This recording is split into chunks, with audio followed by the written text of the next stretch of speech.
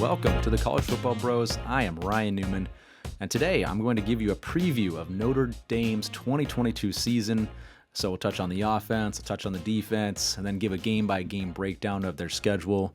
But let's jump right into it here. Notre Dame, coming off an 11-win season last year. There's no doubt this is going to be a good team in 2022, as they do have a lot of veterans coming back.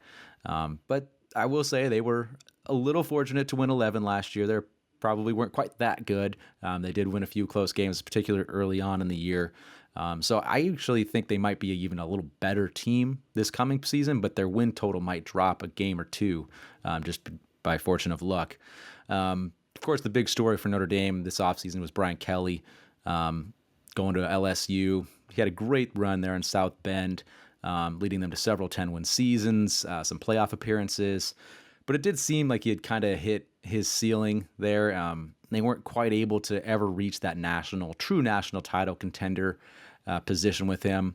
He just wasn't able to bring in that top elite talent that you needed, the top 3, top 4 type classes, which is why it seems like he left for LSU. He wanted to try to give that a chance.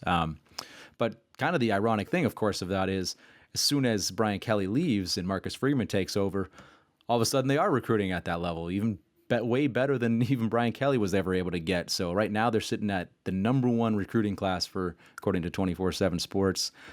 So for this upcoming season, I'd be pretty surprised if they didn't finish in the top 5 when it's all said and done, maybe even top 3. So, if you're an Irish fan, you're excited. I mean, you were glad Kelly was there. He was a great coach, but you're probably pretty excited now based off of how well Marcus Freeman's recruiting. So that's kind of a little bit of an outlook on them, but now let's just get into the deep details here of Notre Dame. We'll talk about the offense. Some change at the QB position, of course. Jack Cohen moves on after he came in and had a good 1 year there, taking over. But now we got Tyler Buchner at quarterback. Is he the answer? He's a true dual threat. And could he kind of help rejuvenate that ground game, which seemed to struggle a little bit, especially early on in the year last year. They got better as the season went on. Drew Pyne is also there, but it seems like a lot of folks want Buchner to be the guy just because he does seem to have the most potential. But I would be surprised if Pyne didn't at least see some playing time. He's the better, or at least more pure passer of the two. But I do think Buchner will be the number 1 guy on coming in the first game. But the strength of this team, or at least the offense in particular, is the offensive line. It didn't necessarily start last year all that well, but they finished pretty strong. And they have arguably the best center in college football. And Jarrett Patterson just could cut down on those false start penalties a bit, but he's a great one. You got Joel Alt, Blake Fisher at tackle. Those guys look like future NFL players. So the offensive line is going to be leading the way for this offense. Skill positions, touch on running back. Kyron Williams is gone. He was a really good running back for them for a couple years, and that's obviously a loss, no doubt about it. But Logan Diggs and Chris Tyree, who's a speedster for sure, I think they'll be more than fine running behind that really good offensive line. They do bring back arguably the best tight end in college football, Michael Mayer. He doesn't feel like anybody can match up against him, and he's pretty darn good. So he'll be a huge help to either of those young quarterbacks. The concern for Notre Dame is at wide receiver. They lose Kevin Austin, who was a good player for them.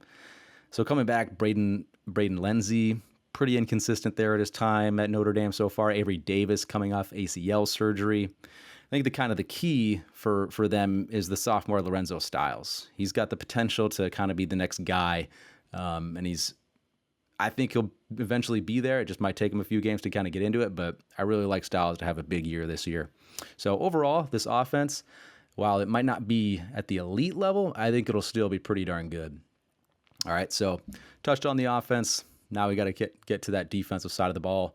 And we got a new face leading the defense. Marcus Freeman's the head coach, so they had to find somebody else for the defensive coordinator position, and it's Al Golden, the former Miami Hurricane coach. So I'm kind of interested to see how he meshes with Marcus Freeman, but I think it'll work out pretty well.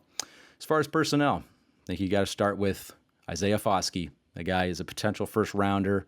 He had 11 sacks last year. I think he's going to have a huge year. And then, have a great NFL career after that.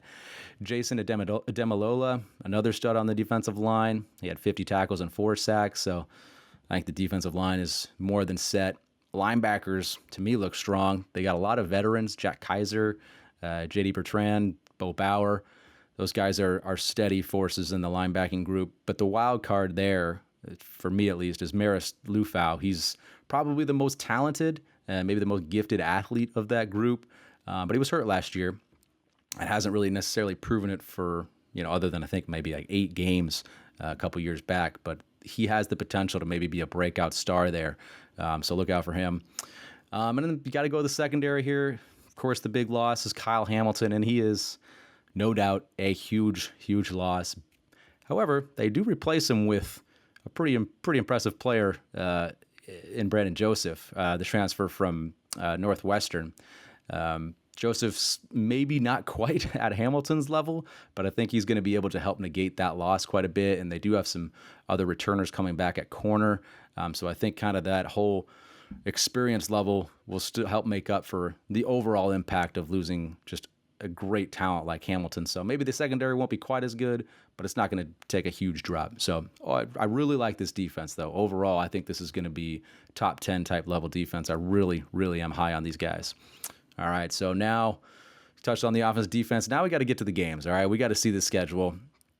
It's a tough one out of the gate, guys. Sorry, Notre Dame fans. You got to go to Columbus and play at Ohio State. That's a tough one. I'm sorry. I got to predict a loss for them there. They'll be decent sized underdogs, but I mean, there's definitely a chance that they could win it. But got to give predict a loss there. You got Marshall.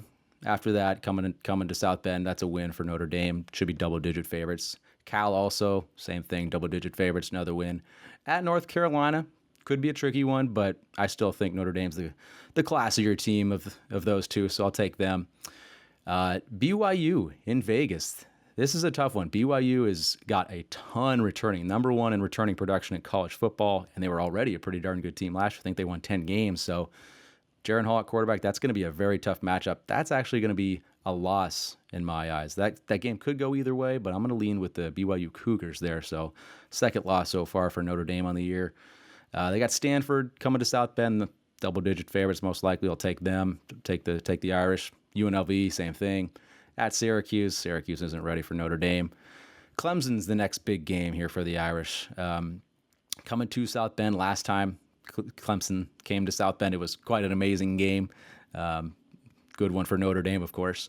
And I think it's going to be another good one. Not high in Clemson's offense. I think the Irish are going to be able to keep up. I think the Irish will get the win there. It'll be a hard-fought one, but I think they'll get it.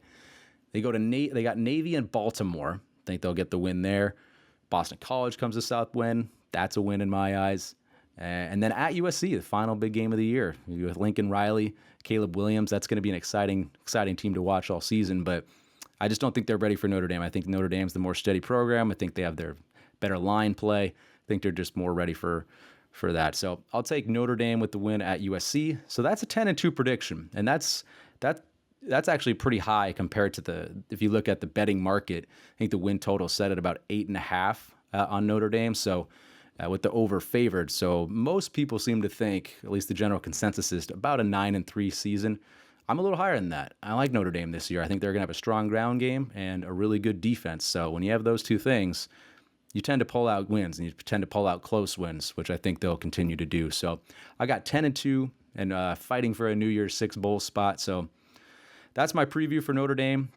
Hope you guys enjoyed it. Let me know what your comments are. If you think I'm missing anybody, maybe some breakout stars, or maybe what your predictions are for Notre Dame season this year. But look forward to your comments, and thank you very much, guys. Talk to you later.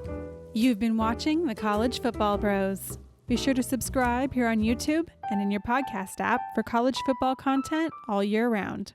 For bonus episodes and access to our Discord chat, join our Patreon at patreon.com/collegefootballbros. Thanks for watching.